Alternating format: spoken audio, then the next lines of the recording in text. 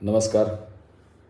मी आता या अगोदरच्या व्हिडिओवरती आपल्याला शुगर फ्री लिहिणे म्हणजे मधुमेहासाठी म्हणजे डायबेटिक पेशंट सुरक्षित आहे का या संदर्भातला जो व्हिडिओ केला होता त्याच कंटिन्युएशनमध्ये मी आपल्याला काही गोष्टी सांगू इच्छितो की आता शुगर फ्री म्हणजे कोणकोणते फूड आर्टिकल आहेत जनरली मार्केटमध्ये अवेलेबल आहेत.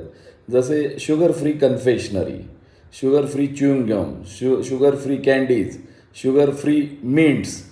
आता बिस्किटामध्ये जर आपण पाहायला गेलं तर आपल्याला आढळतं की sugar free digestive biscuits, okay, sugar free cookies, sugar free protein bars.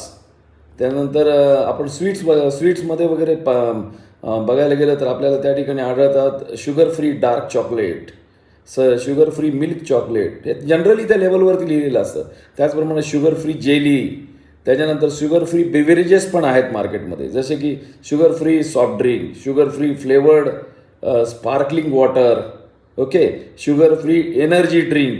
डेझर्टमध्ये सुद्धा तुम्ही पाहायला गेलं तर शुगर फ्री तुम्हाला आईस्क्रीम आढळेल, शुगर फ्री पुडिंग आढळेल, शुगर फ्री जेली कप्स आढळतील आणि तुम्हाला शुगर फ्री जॅम्स किंवा फ्रूट स्प्रेड्स किंवा शुगर फ्री सिरप पण आढळतील, शुगर फ्री केचप पण असेल, त्याचप्रमाणे सॉस पण असेल.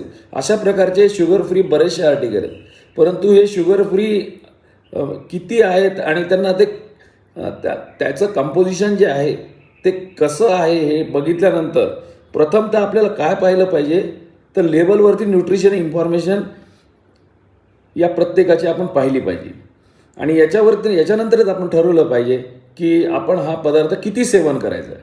न्यूट्रिशन इन्फॉर्मेशनमध्ये प्रामुख्याने आपल्याला टोटल कार्बोहायड्रेट्स बघायचे आहेत, त्याच्यानंतर त्यामध्ये ॲडेड शुगर किंवा टोटल शुगर किती आहे हे बघायचं आहे आणि त्याच्यानंतर सर्विंग कॅलरीज किती आहे. सर्विंग कॅलरीज किती आहे त्या कंपॅरिझनमध्ये मग त्याची सर्विंग साईज दिलेली असते.